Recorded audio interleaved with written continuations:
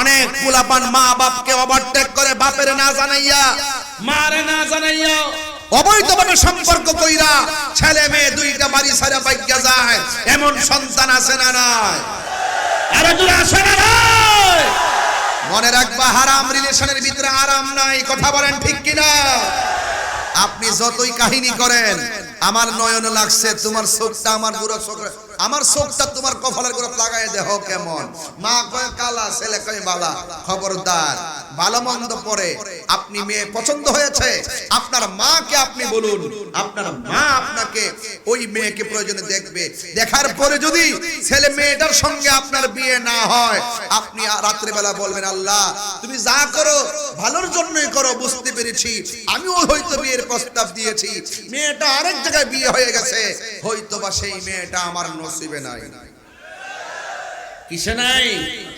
নসিবে নাই। এখন যদি এই চিন্তা ভাবনা যদি আপনি না করেন, এখন যদি আপনি ঠাস ফিরে যাইয়া গলার মধ্যে রশি লাগায়া, হ্যাঁ, যদি আপনি আত্মহত্যা কইরাই ফেলান, হ্যাঁ, এক রশির মধ্যে দুইজন আসেনি, এই দিক দিয়ে একজন, এই দিক দিয়ে একজন, লাগার আগে ডাইলের মধ্যে বইয়া কত কথা কয়, তোমার আমি ভালোবাসি, তোমাকে আমি অনেক ভালোবাসি, তোমাকে ছাড়া আমি বাঁচবো না। দুইজন দুই রশির মধ্যে লাগাইয়া তো প্লিজ তুমি কথা দাও পরকালে তুমি আমার সঙ্গে থাকবে। মাগার যখন এই কথা বইলা কি রোমান্টিক আলোচনা, হুট করে দুইজন দুই রশির মাথায় জন লাগিয়া জায়গা, তখন একটা একটা কাব্বা বাসাও, একটা মেয়ে ছেলের কাব্বা বাসাও, আব্বা বাসাও, আব্বা বাসাও।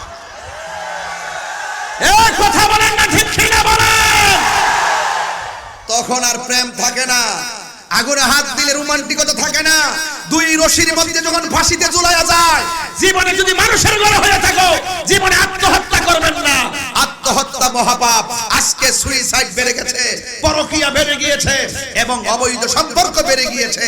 এই জন্য সমাজের মধ্যে অশান্তি দেখা দিয়েছে। এই অশান্তি কেন হয় জানেন? ম্যাক্সিমাম সন্তান মা বাবার অবাধ্য হয়ে যায়, এই জন্য সে অবৈধ সম্পর্ক করে। কথা বলেন ঠিক কিনা? এই জন্য আমরা কি অবৈধ সম্পর্ক করব? মা বাবার অবৈধ হয়ে কি কাজ করব? এই যে দেখেন কি বলে শুনেন, বলতেছে কি, কয় ফাকিরতু আলাইহা ফাকাতালতুহা, আমি এমন রাগ হয়ে গেছি, আমি মেয়েটাকে নিজ হাতে হত্যা করে ফেলেছি। ফাহাল্লি মিন তাওবাতিন, আমার কি তওবার কোনো দরজা খোলা আছে? ছেলেটা ডাক দিয়া কয়, হে ইবনে আব্বাস, আমার কি তওবার কোনো দরজা খোলা আছে? যেখানে ইবনে আব্বাস কয়লা, ইবনে আব্বাস তিনি বললেন, উম্মুকা হাইয়াতুন, তোমার কি মা জিন্দা আছে? সুবহানাল্লাহ বলবেন না? তোমার কি মা জিন্দা আছে? তখন ছেলেটা বলতেছে, লা, না, আমার মা জিন্দা নাই।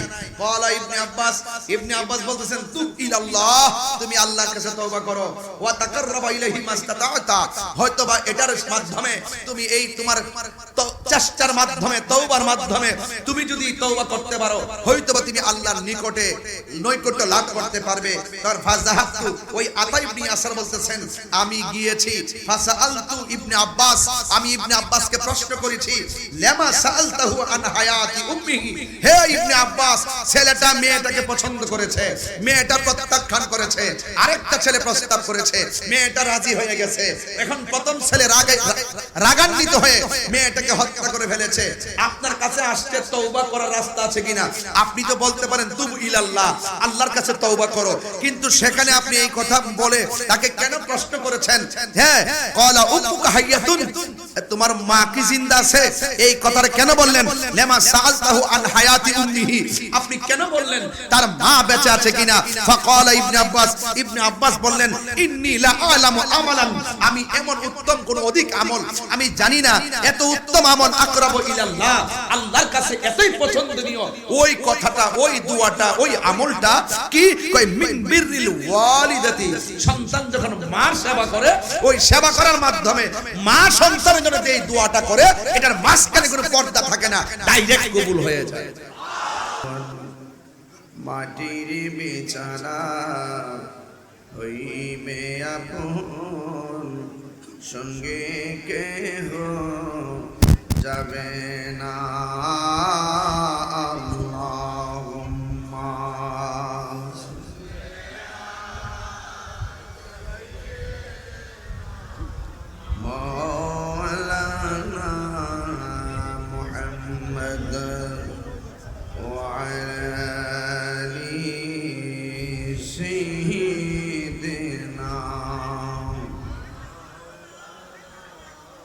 صلاة يا رسول الله عليكم سلام يا حبيب الله عليكم صلاة يا عليكم سلام يا حبيب الله जलवागर हो जलवाए नूरे खुदा जलवागर हो नूर मुहम्मद मुस्तफा मरहबाया मरहबाया मरहबा रहमतन लिल आलमीन मरहबा बलगल उला बिकमालिही कशफत दुजा बिजमालिही बलगल उला बिकमालिही बलगल उला कशफ दुजा बेजमालिही हसनत जमीउ खिसालिही सल्लु अलैहि व आलिहि अल्लाहुम्मा सल्लि व सल्लिम व बारिक अलैहि।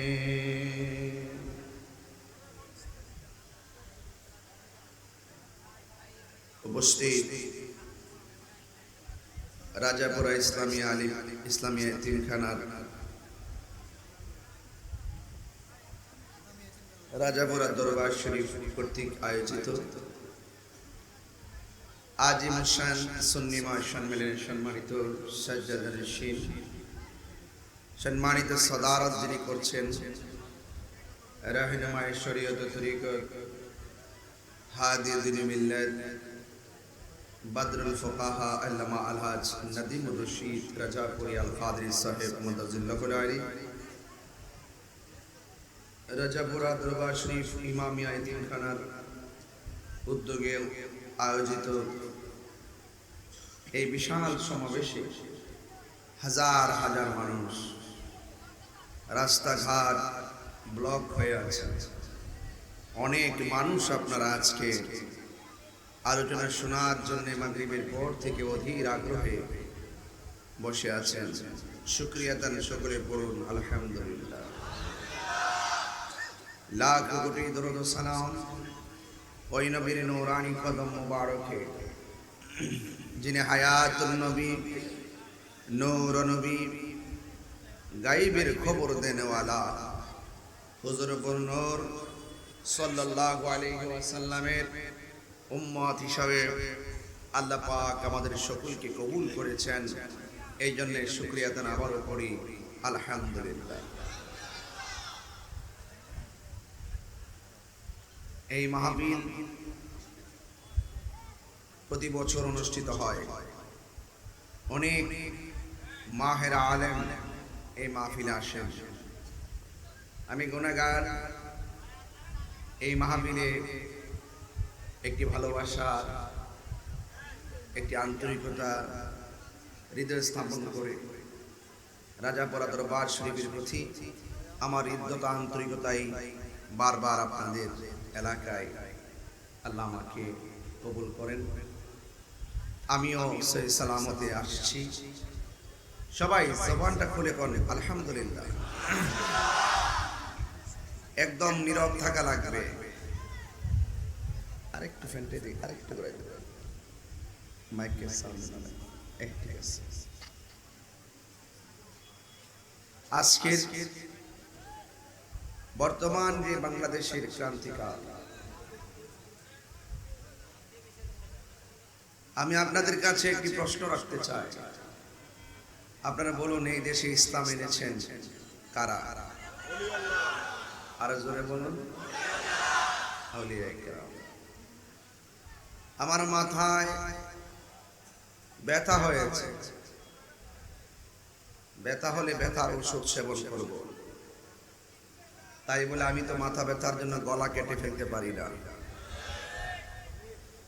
যদি কোনো একান্তই কোনো মাজারে যদি শরীয়ত বহির্ভূত কাজ হয়, যে ব্যক্তি মাজারের শরীয়ত বহির্ভূত কাজ করবে তাকে গাছের মধ্যে বেঁধে রাখবেন। যিনি শরীয়ত বহির্ভূত কাজ করলো তাকে আপনি কিছু না বলে আপনি যাচ্ছেন মাজার ভাঙতে, তার মানে বোঝা গেল আপনার মতলব খারাপ। সিন্নি খাইলেন কার দ্বারা, মোল্লা ছিলেন না। এদেশে ইসলাম এনেছেন আল্লাহর ওলিগণ। যারা ওলি আল্লাহর মাজারে লাথি মেরে ভাঙ্গার চেষ্টা করেছেন তারা তাই তওবা করেন।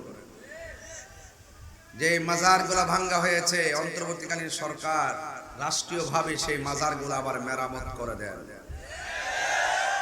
এতে দেশের লাভ হবে, দশের লাভ হবে, নিজেরও লাভ হবে। কথা কর না, ঠিক কি না? যারা ভেঙ্গেছে তারা যদি তওবা না করে, মান আদালি ওয়ালিয়ান ফাকাদ আযানতুহু বিল হারবে, যারা ওলি আল্লাহর সঙ্গে গাদ্দারি করবে, দুশমনি করবে, আল্লাহ পাক তাদের বিরুদ্ধে ডাইরেক্ট যুদ্ধের ঘোষণা দিয়েছে। আমাদের কিছু করতে হবে না, আল্লাহর পক্ষ থেকে ফয়সালা হয়ে যাবে। এই জন্য ওলি আল্লাহ মাজার যারা ভাঙতে যায়, এরা ইবনু আব্দুল ওয়াহাব নজদির অনুশাসন এই দেশে কায়েম করতে চায়। 360 আউলিয়ার উত্তরসূরি যারা, ওলি আল্লাহকে মহব্বত করে যারা, এরকম পাগল বাংলাদেশে আছে না নাই?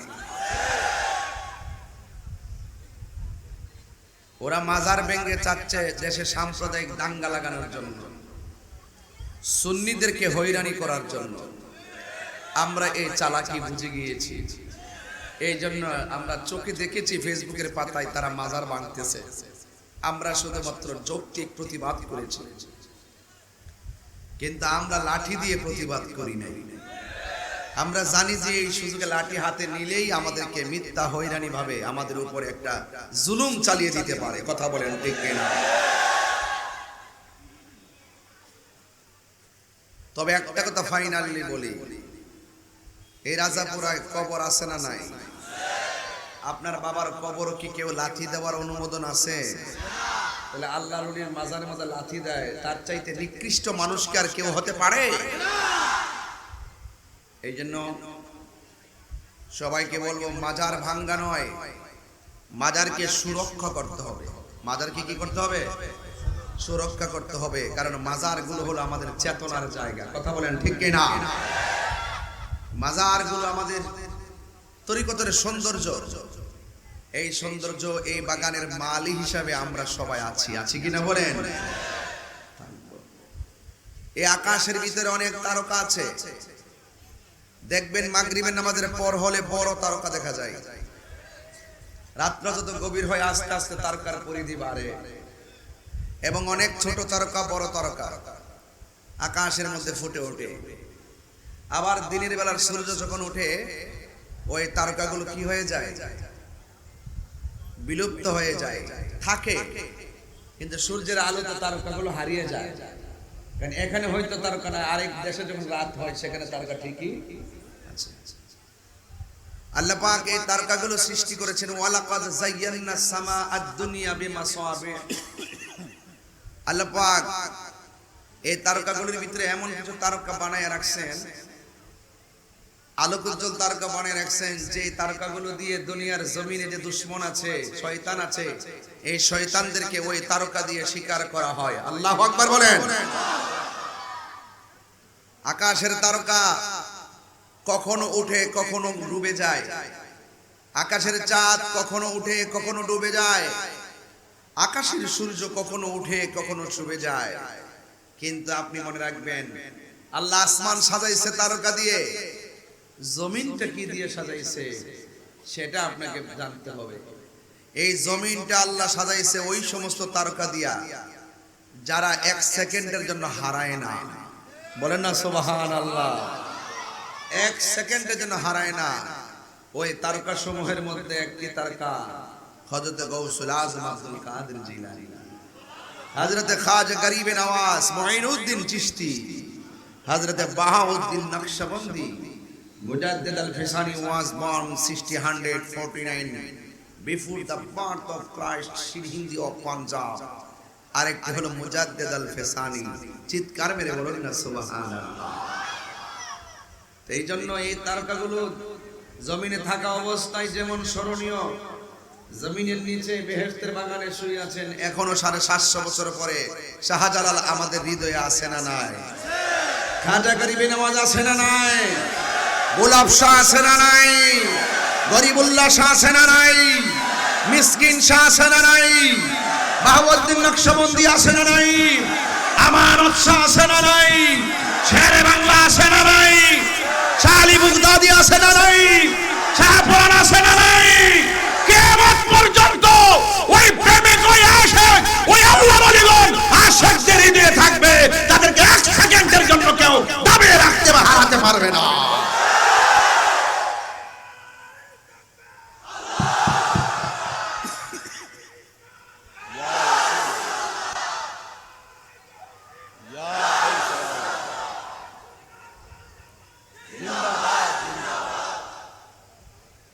আমার কথায় কেউ কষ্ট নেবেন না। মাল্লাহুল মাওলা ফালাহুল কুল। যেই ব্যক্তি আল্লাহর হয়ে যায়, সারা পৃথিবী তার হয়ে যায়। কি হয়ে যায়? হ্যাঁ। এরপর আজকে যারা জীবিত মানুষ রাজাপুরা এসেছেন, লাকসামের জমিন, চাঁদপুরের জমিন, কচুয়ার জমিন, চান্দিনার জমিনের বিভিন্ন জায়গা থেকে, হাজীগঞ্জের বিভিন্ন জায়গা থেকে যারা এসেছেন, দোয়াভাঙ্গা, কালিয়াপাড়া, নাকি কালিয়াপাড়া, হ্যাঁ, যত জায়গা থেকে আপনারা এসেছেন, হেঁটে এসেছেন, গাড়ি দিয়ে এসেছেন, আমার সামনে বসেছেন, আমি কথা বলছি, আপনারা শুনছেন। আবার আপনার বাড়িতে চলে যাবেন, আপনারা জমিনের উপরে, আবার এই জমিনের নিচে যারা এতিম হয়ে পড়ে আছে, তারা চাইলে কিন্তু এখানে আসতে পারছে না। ওয়ামা ইয়াস্তাবিল আহইয়াউ ওয়ালাল আমওয়াত। এই দুনিয়ার জমিনে যারা জিন্দা এবং যারা মুর্দা, তারা কখনো এক হতে পারে না। ইন্নাল্লাহা ইউসমিউ মান ইয়াশা। ওই কবরের নিচে মানুষগুলো কেমন আছে সবাই দেখবে না। ওই কবরের মানুষগুলো কারা, তারা কেমন আছে, কেউ তাদের কান্নার আওয়াজ শুনবে না। আল্লাহ বলেন ইন্নাল্লাহা ইউসমিউ মান ইয়াশা। আল্লাহ পাক যাকে ইচ্ছা করে ওই কবরের ভিতরে তারা কেমন আছে, আমার আল্লাহ তাদেরকে দেখা এবং শোনার ক্ষমতা দান করে।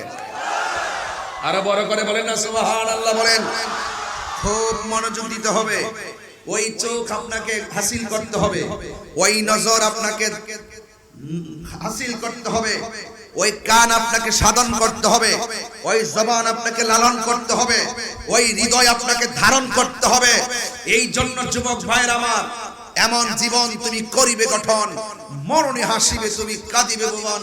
এই জন্যই যারা নিচে আছে, কেমন আছে আমি জানি না, তাই তো আল্লাহর হাবিব রাস্তা দিয়ে যাচ্ছেন, গুরুস্থানের ভিতরে ঢুকেছেন, ঢুকেই দেখতেছেন সুন্দর নতুন গুরুস্থান, মনে হয় কয়েকশো লাশ দাফন করা হয়েছে। রাসূল প্রথম কবরের পাশে গেলেন, মুচকি হাসি দিলেন। একটু বড় করে বলতে হবে সুবহানাল্লাহ। বলেন, দ্বিতীয় কবরের পাশে গেলেন, আল্লাহর হাবিব মুচকি হাসি দিলেন। যাইতে যাইতে যাইতে যাইতে 99% কবরের পাশে গিয়ে আল্লাহর হাবিব মুচকি হাসি দিলেন। সাহাবায়ে কেরাম বললেন, ইয়া রাসূলুল্লাহ, আপনি সব কবর দেখে দেখে মুচকি হাসি দিলেন কেন? ওই তো কোরআনের আয়াত মনে হয়ে যায়, ইন্নাল্লাহা ইউসমিউ মান ইয়াশা। আল্লাহ রাব্বুল আলামিন বলেছেন, আমি যাকে পছন্দ করি, আমি যাকে ক্ষমতা দেই, সে কবর নিচে তারা কেমন আছে জানেন, দেখেন। এই জন্য রাসূল বলতেন, সাহাবীরা রে, আজকে গুরুস্থানে আইসা বেশ ভালো লাগতেছে। আমি নিজে তাকায়া দেখতেছি, গুরুস্থানের প্রত্যেকটা মাইয়েতের বডির নিচে জান্নাতের গালিচা বিছায় রাখা হয়েছে। আল্লাহর হাবিব দেখার ক্ষমতা আছে না নাই? ইন দি মিন টাইমে একটু সামনে যাওয়ার পর আল্লাহর হাবিব চোখের পানি ফেলে কান্না শুরু করলেন। সাহাবায়ে কেরাম বলেন, ইয়া রাসূলুল্লাহ, একটু আগে আপনি হাসলেন, এখন আপনি কাঁদছেন কেন? আল্লাহর হাবিব বলেন, এই সাহাবীরা, আমাকে প্রশ্ন করছো, আমি নবী যাহা দেখি তোমরা তা দেখো না, আমি নবী যাহা শুনি তোমরা তা শুনো না, এই জন্য আমাকে প্রশ্ন করেছো। বেশ ভালো কথা, আমি যা বলি তা লালন করো, আমি যা বলি বাস্তবায়ন করো। তাড়াতাড়ি বাজারে যাও, বাজারে গিয়ে এলান করে দাও, এই গুরুস্থানে কয়জন মানুষ কয়জনকে দাফন করেছে, তার আত্মীয় স্বজন, সন্তান দাফন করলে মা বাপ আসবে, ভাই ভাইকে দাফন করলে ভাই আসবে, ভাই এই যারা যারা আত্মীয় স্বজন এই গুরুস্থানে দাফন করেছে তারা যেন প্রত্যেকের কবরের পাশে এসে দাঁড়ায়। তখন সাহাবায়ে কেরাম এলান করে দিলেন একটি বিশেষ বিজ্ঞপ্তি। সরকারে কায়নাত নূরে মুজাসসাম হায়াতুন নবী এলান করেছেন, আগামীকাল আপনারা যারা এই গোরস্থানের ভিতরে লাশ দাফন করেছেন আপনারা সবাই যার যার আপনজনদের কবরের পাড়ে দাঁড়াবেন। সবাই লাইন ধরে ধরে আপনজনদের কবরের পাশে দাঁড়াইছে।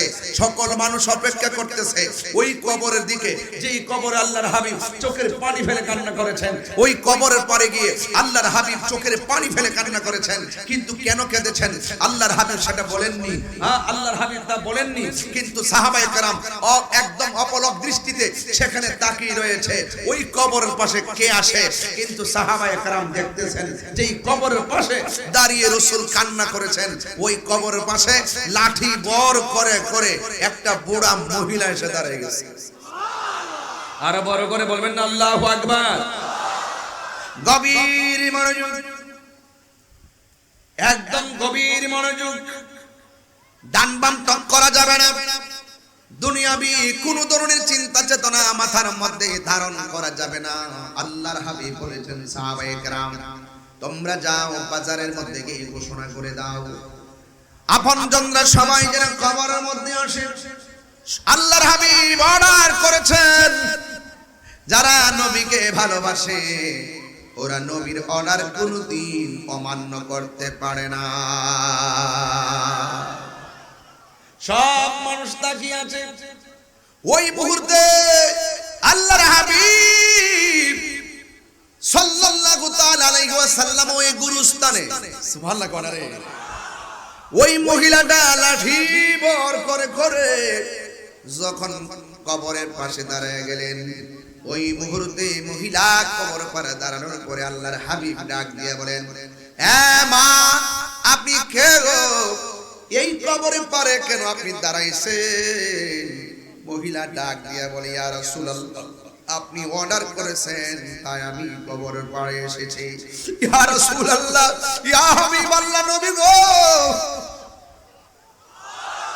আমি এই কবরের পাড়ে দাঁড়াইছি, এই কবরের ভিতরে আমার একজন আপন আছে। ডাক দিয়ে বলে, কে? মহিলাটা ডাক দিয়ে বলে, ইয়া রাসূলুল্লাহ এই কবরের পাড়ে কবরের ভিতরে আমার একটা সন্তান আছে, এই সন্তানটা আমার আগেই মারা গেছে, এই কবরের ভিতরে দাফন করা হয়েছে।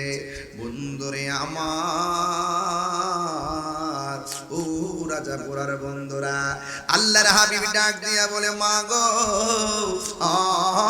মা আপনি যেখানে দাঁড়ায় আছেন আপনি জানেননি কবরের ভিতরে আপনার সন্তানটা কেমন আছে? ইয়া রাসূলুল্লাহ আল্লাহ এবং রাসূল ভালো জানে। ইয়া রাসূলুল্লাহ নবী গো, আল্লাহ এবং আপনি নবী ভালো জানেন।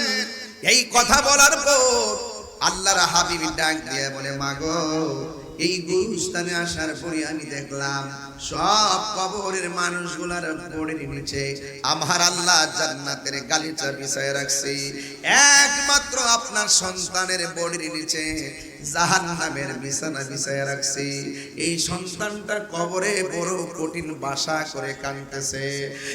যুবক ভাইরা আমার, মহিলাটা যেই মাত্র শুনলো তার সন্তানটা কবরের ভিতরে জাহান্নামের আগুনে জ্বলতেছে, ওই মুহূর্তে মহিলা সন্তানের মা হইল, মা সন্তানের জন্য কান্নাকাটি না করে মা মুস্কি মুস্কি হাসতেছে।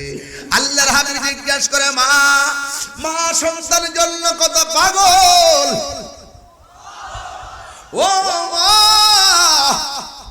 সন্তানের জন্য মা কত পাগল, কিন্তু আপনি সন্তানের আযাবের কথা শুনি না কান্নাকাটি করলেন না। আপনি কেন গো চোখের পানি ফালায় না কান্না করে হাসি দিলেন? এবার মহিলাটা ডাক দিয়া বলি, ইয়া রাসূলুল্লাহ, ইয়া হাবিবাল্লাহ, আমি কেন হাসতেছি জানেন নি? আমি আল্লাহর শুকরিয়া আদায় করে হাসতেছি। ওই কেন? আমার সন্তানটার আমি 10 মাস 10 দিন পেটের মধ্যে ধারণ করেছি। এমন কোন রাত্র নাই যেই রাত্রে আমার সন্তানের লাথি খাইয়া আমার ঘুম ভাঙে নাই। আমার কাঁচা ঘুমের ভিতরে সন্তান পেটে লাথি মাইরা কলিজায় লাথি মাইরা আমার ঘুমটা ভাঙিয়া ফেলাইছে। এমন কোন দিন নাই খাইতে বসলে আমার সন্তান আমার পেটের মধ্যে লাথি মেরেছে, আর সন্তানের লাথি খাইয়া আমার খাবারের প্লেট আমি রেখে দিয়েছি। এমন ভাবে রাতের বেলা লাথি খাইয়া রাত্র আমি কাটাইছি চোখের পানি ফালাইয়া ফালাইয়া, কিন্তু সকালবেলা কাউকে আমি বুঝতে দেই নাই সন্তানের ব্যথায় কান্না করেছে। মানুষের সামনে হাসি মুখে কথা বলেছি, আল্লাহু আকবার বলেন না কেন? মানুষের সামনে আমি হাসি মুখে কথা বলেছি, কিন্তু সন্তানের বাবার কাছে আমি বলি নাই। দাইমারা বলেছে আমি যখন প্রসবের ব্যথায় কাঁদতেছিলাম, আমি নাকি বারবার আমি বেহুশ হয়ে গিয়েছিলাম। আমি যখন সন্তানটাকে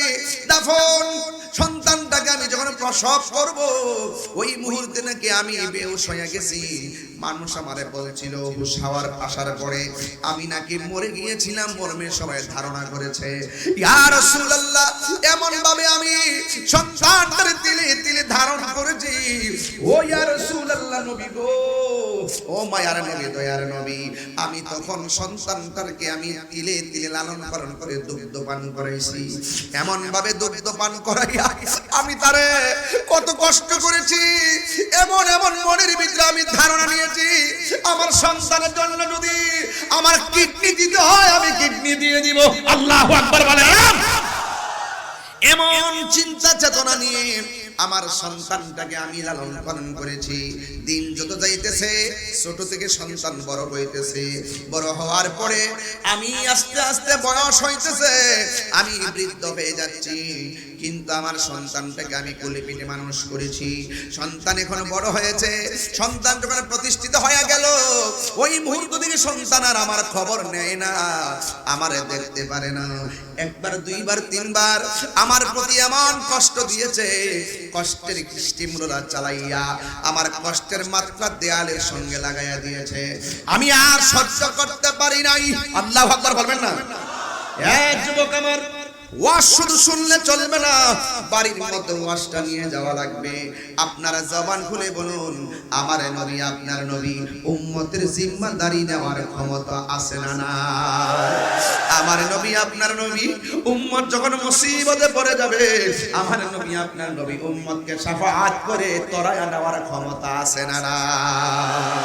তুমি জীবন, তুমি মরণ, আধার ঘরে তুমি আপন, তুমি জীবন, তুমি মরণ, আধার ঘরে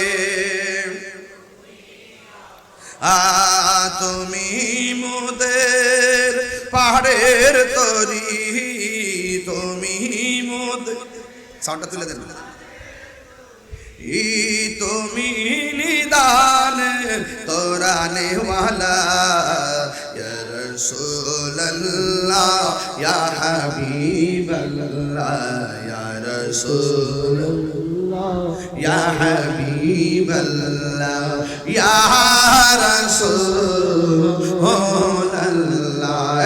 তুমি মোদের আশার আলো, তাই তো তোমায় বাসি ভালো, তুমি মোদের আশার আলো, তাই তো তোমায় আর হৃদয় নামের ফুল দানিতে, হৃদয় গেতে রেখেছি প্রেমের মালা, ইয়া রাসূলুল্লাহ, ইয়া হাবিবাল্লাহ, ইয়া রাসূল ইয়া হাবিবাল্লাহ ইয়া রাসূলুল্লাহ। জোরে জোরে কি আল্লাহু আকবার বলা যাবে না? আল্লাহর হাবিব বলে মা, ও মাগো আপনি হাসেন, অথচ আমি নবী দেখতেছি সন্তানে জাহান্নামের বিছানায় গড়াইতেছে, এমন ভাবে কান্নার আওয়াজ করতেছে, ডানে আওয়াজ যাচ্ছে বামে আওয়াজ যাচ্ছে, মাসিক থেকে মাগরিব সীমান্ত থেকে জুনুব, মানুষ এবং জিন ছাড়া সব প্রাণীগুলো তার কান্নার আওয়াজে অস্থির হয়ে গেছে। আপনি হাসলেন কেন? মহিলাটা ডাক দিয়া কই নবী গো, আমার পোলা মানে কষ্ট দিতে এমন জ্বালান জ্বালাইছে, হাসতে হাসতে কষ্ট দেয়, অবহেলা করতে করতে আমার কষ্টের মাত্রা দেয়ালের সঙ্গে পিঠ টেকাই দিছে, আমি আর সহ্য করতে পারি নাই। আমি দুইটা হাত আল্লাহর কাছে বাড়ায় বলছি, আল্লাহ এই সন্তানের কষ্ট আমি আর সহ্য করতে পারি না, ও আল্লাহ তুমি সন্তানটারে তুমি আমার সন্তানটাকে শাস্তি দিও। এই জন্য আমি হাসতেছি জানেননি, আল্লাহর কাছে আমি হাত বাড়াইছি, সন্তান কষ্ট পাইতেছে আমার কোনো আপত্তি নাই, আমি পাগলের আমি কাঙ্গালির ডাক যে আমার আল্লাহ শুনেছে, এই জন্য আমি আনন্দে হাসতেছি। আরো বড় করে বলেন আল্লাহু আকবার। যুবক ভাইরা আমার, এবার নবী আমার কি বলেন? নবী আমার আল্লাহরে ডাক দিয়া কে, আল্লাহ আমি না কবর আযাবটা দেখতেছি, মহিলাটা তো কবর আযাব দেখে না, যদিও মহিলাটা হাসতেছে, মা হাসতেছে, সন্তানের কষ্ট শোনার পরে তার মন গলে না। ও আল্লাহ আমি নবী তোমার কাছে আহ্বান জানাই, মুনাজাত করি, আমি তোমার কাছে ফরিয়াদ করি, মহিলাটার সন্তান কবরের ভিতরে যেইভাবে জ্বলতেছে এই দৃশ্যটা মাকে একবার দেখায়া দাও। আপনারা জবান খুলে বলেন, নবী যদি বলে দেখায়া দাও, আমার আল্লাহ দেখাইবে কে দেখাইবে না? নবীর মতন মুস্তাজিবু দাওয়া পৃথিবীর কেউ না। নবী যদি বলে দাও আল্লাহ দিবে, কথা কোন ঠিক কি না? নবী যদি বলে আল্লাহ আমার উম্মতকে maaf করে দাও, আমার আল্লাহ উম্মতকে maaf করে দিবে, কথা বলেন ঠিক কি না? নবী যদি বলে আল্লাহ এটা আসামি, আল্লাহ বলে আমি ছাড়তাম না। নবী যদি বলে আল্লাহ ছেড়ে দাও, আমার আল্লাহ আমার নবীর সুপারিশ কবুল করবে কি করবে না? শাফাআতি লিআহলিল কাবাইর মিন উম্মতি, আমার নবী উম্মতের জন্য সুপারিশ করেনওয়ালা। ও বন্ধুরে, ও যুবকের দল, কি ভাষায় ওয়াজটা বোঝায় যাব? ইন দি মিন টাইমে আমার নবী আপনার নবী আল্লাহর ডাক দিয়া বলে, আল্লাহ মেহেরবানি করে সন্তানটা কবরে কেমন ভাবে আযাবে জ্বলতেছে, মেহেরবানি করে তুমি একটু দেখায়া দাও। আমার নবী বলতে দেরি, কবরের ছানি বেদ কইরা আমার আল্লাহ ওই মহিলাটার সামনে সন্তানের আযাবটা তুলে ধরলেন। যেই মাত্র সন্তানটা আযাবটা দেখলো, মা তো মাই, হাজার কষ্ট মারে দিলেও সন্তান মার সামনে একবার মা কইয়া ডাক দিলে মা দুঃখিনীর সব কষ্ট মাটি হয়ে যায়, কথা কোন ঠিক কিনা? জান্নাতের চাবি আমার মা, মা গো জান্নাতের চাবি আমার মা, বলেন না জান্নাতের চাবি মা গো, জান্নাতের চাবি আমার মা, মা হাজার বেঁচে নাই তার মতো দুঃখী নাই, মা হাজার দুঃখী নাই, খালা বুবু মায়ের মতো না, আমার গো জান্নাতের চাবি আমার মা। এই পোলাপান বেশি লরস্কা, বহুত পোলাপান আছে হাসতে হাসতে মার কলিজা ভাঙ্গা টুকরা টুকরা করে বাড়াইছে। বহুত সন্তান আছে টাকা রুজি করে বটে, কিন্তু মার খবর নেয় না, কথা বলেন ঠিক কি না? বহুত সন্তানের কারণে বাপ রাজাপুরায় চোখের পানি ফেলে কান্না করে। তোমার মতন মুরিদ রাজাপুরা দরকার নাই যে মুরিদে বাপ মারে কষ্ট দেয়, কথা বলেন ঠিক কি না? আজকে ওয়াদা করতে হবে, অন্তত পক্ষে কবর আযাবের চিন্তা আর মা বাবার মনে কষ্ট দিলে কি হবে আমি তার স্বরূপ উন্মোচন করতেছি। এখানে ম্যাক্সিমাম যুবক এসেছেন। যুবক, তোমার টাকার দরকার, মার কদমে হাত লাগায় দাও, দেখবা রিজিকের মালিক আল্লাহ তোমাকে সহজ করে দিয়েছে। আমরা তো জায়গা চিনি না। এবার মা কি কয় শুনেন, আযাব দেখার পরে আবার মার উত্তরটা কি শুনেন। নবী বলছেন আল্লাহ দেখায় দাও, দেখায় দিয়েছে। আজকে এখানে যারা মনে এখানে যারা এসেছেন, যারা এই মাহফিলে এসেছেন, তাহিরি সামনে বসে ওয়াজ করে শুনবেন। ওয়াজ অনেক ভালো লাগে।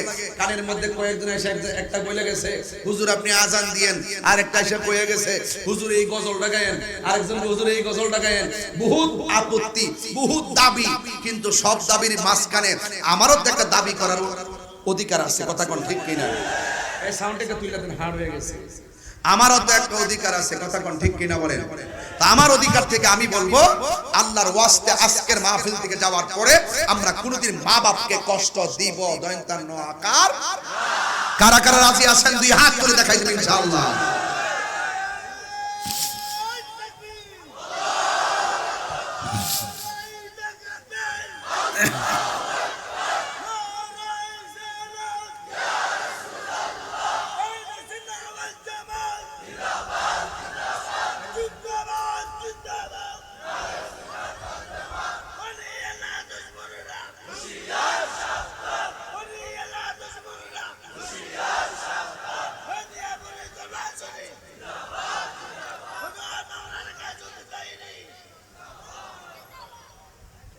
এখন আমার কথা কি সবাই রাগ করতেছেন?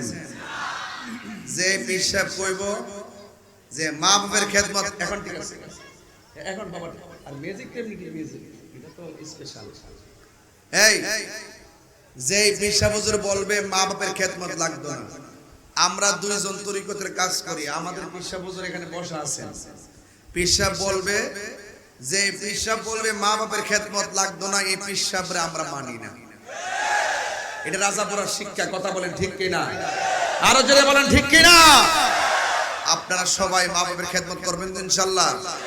করবেন তো ইনশাআল্লাহ? এই জন্য আমি বলেছি, ঠিক আছে, মা বাবার মনে কষ্ট দিলে কবরে আযাব আছে না নাই? এখন আপনারা জবান খুলে বলেন, মা বাবার মনে কষ্ট দিবেন আর আল্লাহর সঙ্গে নাফরমানি করবেন, কবরে আযাব কি সত্য না মিথ্যা? আরো জোরে কোন সত্য না মিথ্যা? একমাত্র কাফেররা কবরে আযাব আছে, আখিরাত আছে বিশ্বাস করে না। আমরা মুসলমান, আমরা বিশ্বাস করি কবরের আযাব সত্য, হাশরের ময়দানের হিসাব সত্য। এই জন্য আমরা ঈমানদার। কথা বলেন ঠিক কিনা? এই জন্য মার সম্মানকে কষ্ট দিবেন না। আপনার জীবনে যদি কোনো গুনাহ কইরা ফেলেন, আল্লাহর কাছে তওবা করতেছেন, কিন্তু আপনার গুনাহ মাফ হয়েছে কিনা জানেন না, শেষ পর্যন্ত আপনার মায়ের কাছে গিয়ে বলবেন আম্মা গো, আল্লাহর কাছে বলেন না আমাকে যেন আল্লাহ ক্ষমা করে দেয়। হাদিস শরীফের মধ্যে এসেছে, মায়ের দুয়ার মাঝখানে কোনো পর্দা থাকে না, ডাইরেক্ট কবুল করেন একজন। জবান খুলে বলুন তিনি কে? মার গুরুত্ব বুঝাইতে যাই আমি একটু বুঝাইতেছি, শুনেন। আতা ইবনে ইয়াসার আন ইবনে আব্বাস রাদিয়াল্লাহু তাআলা, হযরত ইবনে আব্বাস রাদিয়াল্লাহু তাআলা আনহু থেকে বর্ণিত, আন্নাহু আতাহু রাজুলুন, এক ব্যক্তি আসলেন হযরত ইবনে আব্বাস রাদিয়াল্লাহু তাআলা আনহুর কাছে, এসে ফাকালা, এরপর এসে বললেন, ইন্নী খাতাবতু ইমরাআতান, আমি একটা মেয়েকে বিয়ের প্রস্তাব দিয়েছি। কাকে দিয়েছেন? আমি একটা মেয়েকে বিয়ের প্রস্তাব দিয়েছি। ফা আবাত আনতান কিহানি, আমি যখন মেয়েটাকে বিয়ের প্রস্তাব দিয়েছি, মেয়েটা আমার বিয়ের প্রস্তাবটাকে প্রত্যাখ্যান করলেন। ওয়া খাতাবাহা গায়রি, আমার প্রস্তাবের পরেই আরেকটা ছেলে এসে মেয়েটাকে বিয়ের প্রস্তাব দিয়েছে। ফা আহাব্বাত আনতান কিহাহু, শুধুমাত্র প্রস্তাব দেওয়ার পরে শুধুমাত্র বিয়েই বসে না, ফা আহাব্বাত, মেয়েটা পছন্দ করলো, ওই ছেলেটাকে পছন্দ করলো, আনতান কিহাহু, তার বিয়ের প্রস্তাবে মেয়েটা রাজি হয়ে গেছে। রাজি হওয়ার পরে ছেলের সঙ্গে মেয়ের বিয়ে হয়ে গেছে। ফাকিরতু আলাইহা ফাকাতালতুহা, আমি যখন দেখলাম মেয়েটা আমাকে পছন্দ করে নাই, আমার বিয়ের প্রস্তাবটা মানে নাই, অন্য একটা ছেলের কাছে মেয়েটা বিয়ের প্রস্তাবে রাজি হয়ে গেল। যেই মাত্র আমি দেখলাম মেয়েটা বিয়েতে রাজি হয়ে গেছে, মেয়েটার সঙ্গে ছেলেটার বিয়ে হয়ে গেছে, ছেলের সঙ্গে মেয়েটার বিয়ে হয়ে গেছে, ফাকিরতু আলাইহা ফাকাতালতুহা, আমি এটা সহ্য করতে পারি নাই, আমি নিজের হাত দিয়ে মেয়েটার হত্যা করে ফেলাইছি। চিৎকার মেরে কি নাউজুবিল্লাহ বলা যাবে না? মানুষ হত্যা করা যাবে?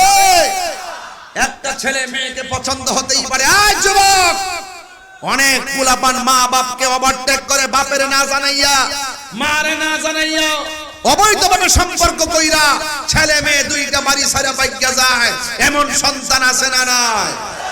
আরে দূর আছে না নাই? মনে রাখবা, হারাম রিলেশনের ভিতরে আরাম নাই। কথা বলেন ঠিক কিনা? আপনি যতই কাহিনী করেন, আমার নয়ন লাগছে, তোমার চোখটা আমার বুড়ো চোখ, আমার চোখটা তোমার কপালের গোড়া লাগায় দেহ কেমন। মা কয় কালা, ছেলে কয় বালা। খবরদার, ভালো মন্দ পরে আপনি মেয়ে পছন্দ হয়েছে, আপনার মাকে আপনি বলুন, আপনার মা আপনাকে ওই মেয়েকে প্রয়োজনে দেখবে। দেখার পরে যদি ছেলে মেয়েটার সঙ্গে আপনার বিয়ে না হয়, আপনি রাত্রিবেলা বলবেন, আল্লাহ তুমি যা করো ভালোর জন্যই করো, বুঝতে পেরেছি আমিও হয়তো বিয়ের প্রস্তাব দিয়েছি, মেয়েটা আরেক জায়গায় বিয়ে হয়ে গেছে, হয়তো বা সেই মেয়েটা আমার নসিবে নাই। কিসে নাই? নসিবে নাই। এখন যদি এই চিন্তা ভাবনা যদি আপনি না করেন, এখন যদি আপনি ঠাস করে যায়া গলার মধ্যে রশি লাগায়া, হ্যাঁ, যদি আপনি আত্মহত্যা কইরাই ফেলান, হ্যাঁ, এক রশির মধ্যে দুইজন আসেনি, এই দিক দিয়ে একজন, এই দিক দিয়ে একজন, লাগার আগে ডাইলের মধ্যে বইয়া কত কথা কয়, তোমার আমি ভালোবাসি, তোমাকে আমি অনেক ভালোবাসি, তোমাকে ছাড়া আমি বাঁচবো না। দুইজন দুই রশির মধ্যে লাগাইয়া, তো প্লিজ তুমি কথা দাও পরকালে তুমি আমার সঙ্গে থাকবে। মাগার যখন এই কথা বইলা কি রোমান্টিক আলোচনা, হুট করে দুইজন দুই রশির মাথায় জন লাগিয়া জায়গা, তখন একটা একটা কাব্বা বাসাও, একটা মেয়ে ছেলের কাব্বা বাসাও, আব্বা বাসাও, আব্বা বাসাও। এই কথা বলেন না ঠিক কিনা বলেন? তখন আর প্রেম থাকে না, আগুনে হাত দিলে রোমান্টিকতা থাকে না। দুই রশির মধ্যে যখন ফাঁসিতে ঝুলাইয়া যায়, জীবনে যদি মানুষের ঘরে হয়ে থাকো, জীবনে আত্মহত্যা করবেন না। আত্মহত্যা মহাপাপ। আজকে সুইসাইড বেড়ে গেছে, পরকীয়া বেড়ে গিয়েছে এবং অবৈধ সম্পর্ক বেড়ে গিয়েছে। এই জন্য সমাজের মধ্যে অশান্তি দেখা দিয়েছে। এই অশান্তি কেন হয় জানেন? ম্যাক্সিমাম সন্তান মা বাবার অবাধ্য হয়ে যায়, এই জন্য সে অবৈধ সম্পর্ক করে। কথা বলেন ঠিক কিনা? এই জন্য আমরা কি অবৈধ সম্পর্ক করব? মা বাবার অবৈধ হয়ে কি কাজ করব? এই যে দেখেন কি বলে শুনেন, বলতেছে কি, ফাকিরতু আলাইহা ফাকাতালতুহা, আমি এমন রাগ হয়ে গেছি, আমি মেয়েটাকে নিজ হাতে হত্যা করে ফেলেছি। ফাহাল্লি মিন তাওবাতিন, আমার কি তওবার কোনো দরজা খোলা আছে? ছেলেটা ডাক দিয়া কয়, হে ইবনে আব্বাস, আমার কি তওবার কোনো দরজা খোলা আছে? যেখানে ইবনে আব্বাস কলা, ইবনে আব্বাস তিনি বললেন, উম্মুকা হাইয়াতুন, তোমার কি মা জিন্দা আছে? সুবহানাল্লাহ বলবেন না? তোমার কি মা জিন্দা আছে? তখন ছেলেটা বলতেছে, লা, না, আমার মা জিন্দা নাই। কলা ইবনে আব্বাস বলতেছেন, তুব ইলাল্লাহ, তুমি আল্লাহর কাছে তওবা করো, ওয়া তাকাররাবা ইলাইহি মাস্তাতা'তা, হয়তোবা এটার মাধ্যমে তুমি এই তোমার চেষ্টার মাধ্যমে, তওবার মাধ্যমে তুমি যদি তওবা করতে পারো, হয়তোবা তুমি আল্লাহর নিকটে নৈকট্য লাভ করতে পারবে। তার ফাযাহাবতু, ওই আতা ইবনে ইয়াসার বলতেছেন, আমি গিয়েছি, ফাসাআলতু ইবনে আব্বাস, আমি ইবনে আব্বাসকে প্রশ্ন করেছি, লামা সাআলতাহু আন হায়াতি উম্মিহি, হে ইবনে আব্বাস, ছেলেটা মেয়েটাকে পছন্দ করেছে, মেয়েটা প্রত্যাখ্যান করেছে, আরেকটা ছেলে প্রস্তাব করেছে, মেয়েটা রাজি হয়ে গেছে, এখন প্রথম ছেলে রাগান্বিত হয়ে মেয়েটাকে হত্যা করে ফেলেছে, আপনার কাছে আসছে তওবা করার রাস্তা আছে কিনা? আপনি তো বলতে পারেন তুব ইলাল্লাহ, আল্লাহর কাছে তওবা করো, কিন্তু সেখানে আপনি এই কথা বলে তাকে কেন প্রশ্ন করেছেন? হ্যাঁ, কলা উম্মুকা হাইয়াতুন, তোমার মা কি জিন্দা আছে? এই কথাটা কেন বললেন? লামা সাআলতাহু আন হায়াতি উম্মিহি, আপনি কেন বললেন তার মা বেঁচে আছে কিনা? ফাকালা ইবনে আব্বাস বললেন, ইন্নী লা আলামু আমালান, আমি এমন উত্তম কোন অধিক আমল আমি জানি না, এত উত্তম আমল আকরাবু ইলাল্লাহ, আল্লাহ আল্লাহর কাছে এতই পছন্দনীয় ওই কথাটা, ওই দোয়াটা, ওই আমলটা কি কই মিন বিররিল ওয়ালিদাতি, সন্তান যখন মার সেবা করে ওই সেবা করার মাধ্যমে মা সন্তানের জন্য এই দোয়াটা করে এটার মাঝখানে কোনো পর্দা থাকে না, ডাইরেক্ট কবুল হয়ে যায়। আমি কি বোঝাতে পেরেছি আপনাকে? আমি কি বোঝাতে পেরেছি? এবার যুবক ভাইরা আমার, এই কথাগুলো আপনাকে বাড়িতে নিয়ে যেতে হবে। তাইলে আপনি দেখেন, আপনি গুনাহ করেছেন, একটা মেয়েকে হত্যা করে ফেলেছেন, আর সাহাবী বলতেছেন তুমি তোমার আম্মার কাছে যাও, আম্মার কাছে যাইয়া বলো। দেখেন কত বড় মায়ের জন্য, মার দোয়া আল্লাহ ফিরাইয়া দেয় না, মাঝখানে কোনো পর্দা থাকে না। কেন?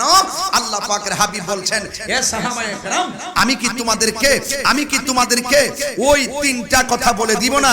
যে কি কি কথা? قال حدثنا مسدد قال حدثنا بشر بن الفضل قال حدثنا الزرير عن عبد الرحمن بن ابي بكر عن ابيه قال رسول الله صلى الله تعالى عليه وسلم الا انبئكم باكبر الكبائر, আমি কি তোমাদেরকে কবিরা গুনাহের মধ্যে, অসংখ্য কবিরা গুনাহ, ওই কবিরা গুনাহের মধ্যে বড় তিনটা গুনার কথা কি আমি তোমাদেরকে বলবো না? ক্বালু বালা, সাহাবায়ে কেরাম বললেন ইয়া রাসূলুল্লাহ, হ্যাঁ অবশ্যই বলুন। এখানে ক্বালু নাম বলে নাই, ক্বালু বালা বলেছেন। হ্যাঁ অবশ্যই, আপনি যা বলবেন তাতে কোনো সন্দেহ নাই, আপনি যা শোনাবেন তাতে কোনো সন্দেহ নাই। এই জন্য সাহাবায়ে কেরাম ক্বালু নাম বলে নাই, ক্বালু বালা বলেছে। অবশ্যই আপনি বলুন। সাহাবায়ে কেরামের কথা শুনে আল্লাহর হাবিব বললেন আল ইশরাকু বিল্লাহ, আল্লাহর সঙ্গে শরীক করা যাবে না। আরেকটা হলো ওয়া উকুকুল ওয়ালিদাইনে, মা বাবার সঙ্গে কোনো বেয়াদবি করা যাবে। এখন আপনারা সিদ্ধান্ত নেন, আমরা কি মা বাবার মনে কষ্ট দিব? আরো জোরে কষ্ট দিব? মা বাবার মনে কষ্ট দিলে কি আল্লাহ পাওয়া যাবে, রাসূল পাওয়া যাবে? এই জন্য খবরদার পোলাপান, আজকে থেকে ওয়াদা করো, কোন ধরনের ফেক আইডি হোক আর রিয়েল আইডি হোক, কোন মেয়েকে মেসেঞ্জারে মেসেজ পাঠাবি না, কোন মেসেঞ্জারে ভিডিও কলে কথা হবে না, হোয়াটসঅ্যাপে ভিডিও কলে কথা হবে না, ইমোতে কোন মেয়ের সঙ্গে ভিডিও কলে কথা হবে না। আজকে তুমি তাকে হয়তো আপন জেনে ভিডিও কলে কথা বলছো, একদিন দেখবা কোনো না কোনো কারণে খোদার গজব যখন এই অবৈধ সম্পর্কের মাঝখানে চলে আসবে, এই মেয়েটা তোমাকে ব্ল্যাকমেইল করে সমাজে কলঙ্কিত করে দিবে। কারণ হারামের মধ্যে কোনো আরাম, এই তোমাকে যাবতীয় পাপ কাজ থেকে মুক্ত দিবে হুব্বে রাসূল, নবীর মহব্বত। কথা বলেন ঠিক না বেঠে? নবীর মহব্বত যার অন্তরে থাকবে, তার অন্তরে নবীর মহব্বত থাকবে, সে কখনো আল্লাহর সঙ্গে নাফরমানি করবে না। যে নবীকে ভালোবাসবে সে কখনো নবীর সঙ্গে নাফরমানি করবে না। এই জন্য যুবক ভাইরা আমার, আমরা রাসূলকে ভালোবাসতে চাই কি চাই না? ভালোবাসবো। এই এলাকায় মা বোনরা যারা বাড়িতে আছেন, যদি আমার কথা কানে যায়, একটাবার খেয়াল করবেন, যদি প্রেমিকা হতে চান রাবিয়া বসরির মতন হন, রাবিয়া বসরির মতো হন। রাবিয়া বসরি তিনি খানায় কাবার উদ্দেশ্যে রওনা হয়েছে, এক কদম দেয়, তিন কদম দেয়, যখন তিনি বিরতি নেই সেখানে দাঁড়ায় তিনি নামাজ পড়ে। সুবহানাল্লাহ। এই নামাজ আমরা চাই কি চাই না? সেখানে গিয়েই তিনি নামাজ পড়েন। নামাজ পড়ার পরে অনেক দূরে কাবা, কিন্তু আল্লাহ বলছেন এই কাবা আমার রাবিয়ার সামনে হাজির হয়ে যাও। রাবিয়ার চোখটা লাগার পরে দেখতেছেন কাবা এসে গেছে। রাবিয়া ডাক দিয়ে বলেন, হ্যাঁ কাবা, তুমি তো অনেক দূর, আমাকে তো হাঁটতে হবে অনেক দূর, তুমি এত কাছে চলে আসলে কেন? ভাই আল্লাহ অর্ডার করেছেন তাই চলে এসেছি। রাবিয়া বসরি বলে, তুমি চলে এসেছো, এখন একটা প্রমাণ পেয়েছি। কয় কি প্রমাণ? আল্লাহ বলেছেন বান্দা যদি আমার দিকে হেঁটে আসে আমি বান্দার দিকে দৌড়াইয়া যাই, সুতরাং আমি হেঁটে যাচ্ছি কাবার দিকে, কাবার মালিক তোমাকে আমার কাছে পাঠিয়ে দিয়েছে। আরো বড় করে বলেন না সুবহানাল্লাহ। তাই তো এক সাধক বলতেছে, রাবিয়া, ও রাবিয়া, তুমি আল্লাহর রহমতের দরজা যেভাবে প্রেম সাগরে লাভ দিছো, সবকিছু সব সাইরা যেমনি প্রেম সাগরে লাভ দিছো, আল্লাহর রহমতের দরজায় টুকা দিতে থাকো, একদিন না একদিন আল্লাহর রহমতের দরজা খুলবে। রাবিয়া একটা হাসি দিছেন, ও আল্লাহর রহমতের দরজায় দাঁড়াবো, এরপরে রহমতের দরজায় দরজা খোলার অপেক্ষা করব, আর আল্লাহ আমার জন্য দরজা খুলবে। খুলতে খুলতে 1 বছর যাবে, 2 বছর যাইতে পারে, মৃত্যু হয়ে যেতে পারে, এমন আছে রহমতের দরজা আর নাও খুলতে পারে। হয়তো এটা আপনি হয়তো ধারণ করেন, কিন্তু আমি রাবিয়া আপনাকে বলি শুনেন, দরজায় টুকা দিব আল্লাহর রহমতের দরজা খোলার জন্য, আর আমি রাবিয়া যদি বলি দরজা যদি সব সময় রহমতের দরজা যদি আমার সামনে খোলাই থাকে, টুকা দেওয়ার কি দরকার? আর বড় করে বলেন না সুবহানাল্লাহ। আমার মুর্শিদি নিল আমার মন কাঁদিয়া, কেমন করে নিল এমন প্রেমে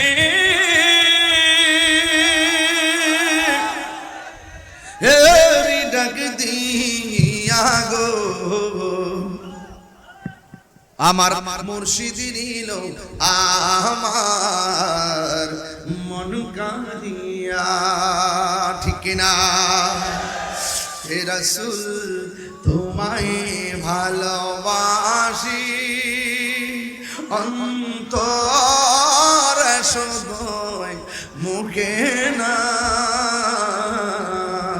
জান্নাতের আশায় নয় হে রাসূল জাহান্নাম কেউ ডরি না ঠিক না দেখা দাও রাসূলুল্লাহ তো জিকির হবে না আজকে ইনশাআল্লাহ জিকিরের পক্ষে কে কে আসেন একটু হাত তুলে দেখে মাশাআল্লাহ এলাকার মানুষ জিকিরে খুব পাগল লাগে মারহাবা আস্তে আস্তে ইঞ্জিনে ছোট ফট ওরে গো নবী অন্তরে কাছে আয়েশা ভালোবাসা কাছে আয়েশা জানাও না বুকে পাগলা রে ছোট ফট ওরে গো নবী অন্তর সবাই রাজি আছেন তো রাজি আছেন ইনশাআল্লাহ তাইলে আজকে একটা জিকির দিয়েই যাবো ইনশাআল্লাহ মারহাবা জোরে কোন না ইনশাআল্লাহ আর আমার কাছে কাগজ আইসা বাবারি বাবা হ্যাঁ বলো দিদি আরে বাপ রে কি গরম দিন জিন্দাবাদ জিন্দাবাদ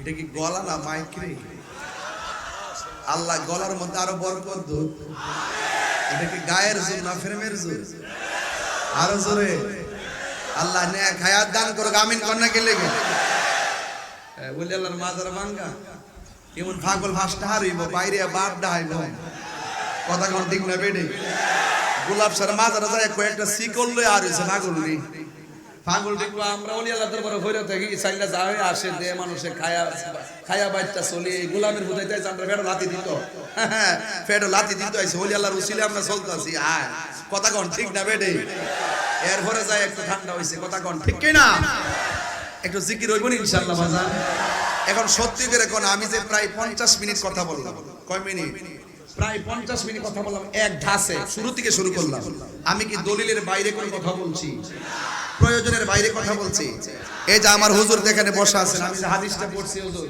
একদম হাদিসটা ডাইরেক্ট শুরু থেকে শেষ যে একটা মেসেজ দিয়ে গেছি এগুলা কি কোনো সাধারণ ভাবে বলা যায় এগুলো অন্তর থেকে বলছি বাজার এখন আপনারা বলেন এখানে আছে রাজাপুরা ইমামিয়া এতিমখানা এই এতিমখানার মধ্যে অনেক ছাত্র আসেনি কতক্ষণ আসেনি রাসূল বলছেন যারা এতিমের মাথায় হাত বোলাইয়া দেয় ওই হাতের নিচে যতটা মাথার চুল থাকবে সেই পরিমাণ নেকি আল্লাহ পাক তারে দান করবে আবার রাসূল আরেকটা জায়গায় বলছেন হাশরের ময়দানে 7 শ্রেণীর মানুষের মাথার উপরে আরশে আজিমের ছায়া থাকবে এর মধ্যে এক শ্রেণীর মানুষ হলো যারা দান করে যারা কি করে তা আমি যে মা বাপের কথা বলছি আমি কিন্তু ইচ্ছা করলে 2 ঘন্টা ওয়াজের একটা বিষয় তুলতে পারতাম আমি তুলি নাই জানি যে ফিনিশিং দিতে পারবো না এইজন্য যেটা আমি বুঝাইতে পারবো সামাজিক ভাবে সেটাই আমি আলোচনা করেছি এরপর কিছু কথা বলবো একটু পরে তবে একটা কথা বলতে চাই আপনারা এই মাদ্রাসার এতিমখানার প্রতি আপনাদের একটু আর্থিকভাবে যদি কিছু সহযোগিতা করেন এটা কি আপনারা লস মনে করবেন একটা মার পাগল দাঁড়ায় করত হুজুর আমি এই এতিমখানার জন্য পকেটে করে 5,000 টাকা নিয়ে আসলাম 10,000 টাকা নিয়ে আসলাম অথবা 1,000 টাকা নিয়ে আসলাম এমন কেউ আসেননি নিচে 1 উপরে 5 এমন একজন লোক আসেননি আমি নিয়ে আসছিলাম কে দিবেন দেন তো দেখি মা বাবার মহব্বতে 1,000 টাকা অন্তত আমাকে দেন তো কে দিবেন এমন 50টা লোক পাইলেও তো আমার অনেক খুশি হয়ে যেত এরপরে 5,000 2,000 3,000 যে যা পারেন তা দেন তবে অন্তত পক্ষে 5,000 দিবেন তো দিবেনই আমি একটু সহজ করে দেই মা বাবার রূহের মাগফিরাতের জন্য একটা লোক হাত দিলে কোন হুজুর আমি 1,000 টাকা মাশাআল্লাহ কত